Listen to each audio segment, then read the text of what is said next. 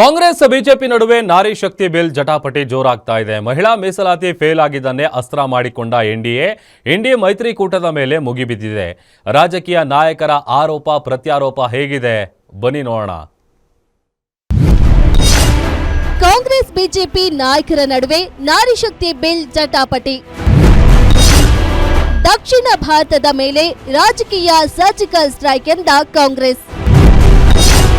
ವಿಪಕ್ಷಗಳ ವಿರುದ್ಧ ಮಹಿಳಾ ವಿರೋಧಿ ಸಂದೇಶ ಸಾರಲು ಬಿಜೆಪಿ ತಯಾರಿ. ಕೇಂದ್ರ ಸರ್ಕಾರದ ಮಹತ್ವಾಕಾಂಕ್ಷಿ ಮಹಿಳಾ ಮೀಸಲಾತಿ ಮಸೂದೆಗೆ ಸೋಲಾಗಿದ್ದಕ್ಕೆ ರಾಜಕೀಯ ಜಟಾಪಟಿ ಜೋರಾಗ್ತಿದೆ.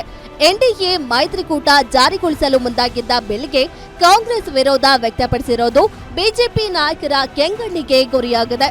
ಮಹಿಳೆಯರ ವಿರೋಧಿ ಎಂದು ಕಾಂಗ್ರೆಸ್ನ ಮೈತ್ರಿ ಪಕ್ಷಗಳ ವಿರುದ್ಧ ಮೋದಿ ಸೇರಿದಂತೆ ಕಮಲ ಕಲಿಗಳು ಆರೋಪ ಮಾಡುತ್ತಿದ್ದಾರೆ. ಜೊತೆಗೆ ಕಾಂಗ್ರೆಸ್ ವಿರುದ್ಧ ರಾಷ್ಟ್ರಾದ್ಯಂತ ಬಿಜೆಪಿ ಹೋರಾಟಕ್ಕೆ ಕರೆ ನೀಡಿದೆ.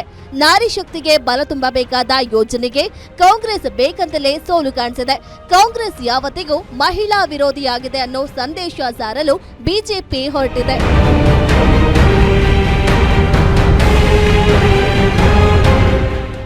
ಎನ್ಡಿಎ ಮಿತ್ರ ಪಕ್ಷ ಜೆಡಿಎಸ್ ಕೂಡ ಕಾಂಗ್ರೆಸ್ ವಿರುದ್ಧ ಮುಗಿಬಿದ್ದಿದೆ. ಇದೇ ವಿಚಾರಕ್ಕೆ ಪ್ರತಿಕ್ರಿಯೆ ನೀಡಿರೋ ಕೇಂದ್ರ ಸಚಿವ ಎಚ್.ಡಿ. ಕುಮಾರಸ್ವಾಮಿ ಎನ್ಡಿಎ ಕೂಟದ ವಿರುದ್ಧ ವಾಗ್ದಾಳಿ ಮಾಡಿದ್ದಾರೆ. ವಿಪಕ್ಷಗಳು ಮಹಿಳಾ ಮೀಸಲಾತಿ ಬಿಲ್ ಅನ್ನ ವಿಫಲಗೊಳಿಸಿ ಆನಂದ ಪಡ್ತಿವೆ, ಮಹಿಳಾ ವಿರೋಧಿ ಅನ್ನೋದನ್ನ ಸಾಬೀತು ಮಾಡಿದ್ದಾರೆ ಅಂತ ಕಿಡಿಕಾರಿದ್ದಾರೆ. ಮೂರು ಪ್ರಮುಖವಾದ ಬಿಲ್ಗಳನ್ನ ಮಂಡನೆ ಮಾಡಿದ್ರು. ಆರ್ಟಿಕಲ್ 131 ಅಮೆಂಡ್ಮೆಂಟ್ ಅನ್ನು ಇವತ್ತು ಪ್ರಮುಖವಾಗಿ ಬರ್ತಕ್ಕಂಥದ್ದು ಯೂನಿಯನ್ ಟೆರಿಟರಿ ಬಿಲ್ ಇರಬಹುದು ಮತ್ತು ವುಮೆನ್ ರಿಸರ್ವೇಶನ್ ಬಿಲ್ ಇರಬಹುದು, ಡಿಲಿಮಿಟೇಷನ್. ಈ ಒಂದು ಬಿಲ್ ಅನ್ನ ಸಂಪೂರ್ಣವಾಗಿ ಲೋಕಸಭೆಯಲ್ಲಿ ವಿಫಲಗೊಳಿಸಿದ್ದೇವೆ ಅಂತಕ್ಕಂಥ ಒಂದು ಆನಂದವನ್ನ ಪಡೆದಂತದನ್ನ ಇವತ್ತು ಮಾಧ್ಯಮಗಳಲ್ಲಿ. ಎನ್ಡಿಎ ನಾಯಕರ ಆರೋಪಕ್ಕೆ ಕೆರಳಿ ಕೆಂಡವಾಗಿರೋ ಕಾಂಗ್ರೆಸ್, ನಾವು ಮಹಿಳೆಯರ ಪರ ಇದ್ದೇವೆ. 2010ರಲ್ಲಿಯೇ ಸೋನಿಯಾ ಗಾಂಧಿ ಬಿಲ್ ಮಂಡಿಸಿದ್ರು. ಲೋಕಲ್ ಬಾಡಿ ಎಲೆಕ್ಷನ್ ನಲ್ಲಿ 50% ಮೀಸಲಾತಿ ನೀಡಿದ್ರು.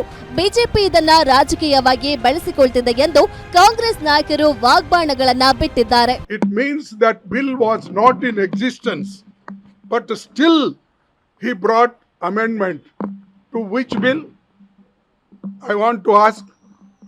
So, just he is playing to the gallery, just he is playing that I am for women and only the opposition parties are against it. Therefore, I condemn it. What Modi's statement is there, and we are for women's bill. ನೋಡ್ರಿ, ಕಾಂಗ್ರೆಸ್ ಅವ್ರ ಮೇಲೆ ಮಹಿಳಾ ವಿರೋಧಿ ಅವರು ಇದನ್ನ bill ಸೋಲ್ತದೆ ಅಂತ ಗೊತ್ತಿದ್ರು ಕೂಡ ತಂದಿದ್ರು. ಯಾರತ್ರ ನಾವು ಪ್ರಜಾಪ್ರಭುತ್ವದಲ್ಲಿ ನಾವೆಲ್ಲ ಪ್ರತಿನಿಧಿಗಳಲ್ವಾ, ನಮ್ಮ ಪಾರ್ಟಿಯವರಲ್ಲ. ಅವರು ಗೆದ್ದಿಲ್ವ, 240 ಜನ ಗೆದ್ದಿಲ್ವ? ಅವರು ಕರೆದು ಮಾತಾಡ್ಬೇಕಾಯ್ತು. ಯಾಕೆ ಮಾತಾಡಿಲ್ಲ, ಏನ್ ಮಾಡ್ತಾ ಇದೀವಿ, ಏನು ಅಂತ ಹೇಳ್ಬೇಕಾಯ್ತು.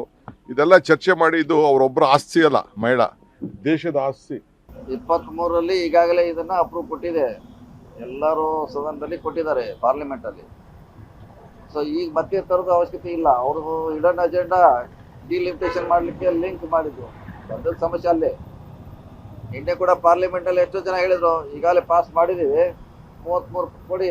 ಒಟ್ನಲ್ಲಿ ಮಹಿಳಾ ಮೀಸಲಾತಿ ಮಸೂದೆ ಸೋಲು ಕೇಂದ್ರಕ್ಕೆ ಹಿನ್ನಡೆ ಆಗಿರೋದಂತೂ ಸ್ಪಷ್ಟವಾಗಿದೆ. ಈ ಸೋಲನ್ನೇ ಅಸ್ತ್ರ ಮಾಡಿಕೊಂಡು ಕಾಂಗ್ರೆಸ್ಗೆ ಮಹಿಳಾ ವಿರೋಧಿ ಪಟ್ಟ ಕಟ್ಟಲು ಮುಂದಾಗಿ ಹೋರಾಟಕ್ಕೆ ಸಜ್ಜಾಗಿದ್ದಾರೆ. ಇದಕ್ಕೆ ವಿರೋಧ ಪಕ್ಷಗಳು ಯಾವ ರೀತಿ ಕೌಂಟರ್ ಕೊಡ್ತವೆ ಅನ್ನೋದನ್ನ ಕಾದು ನೋಡಬೇಕಿದೆ.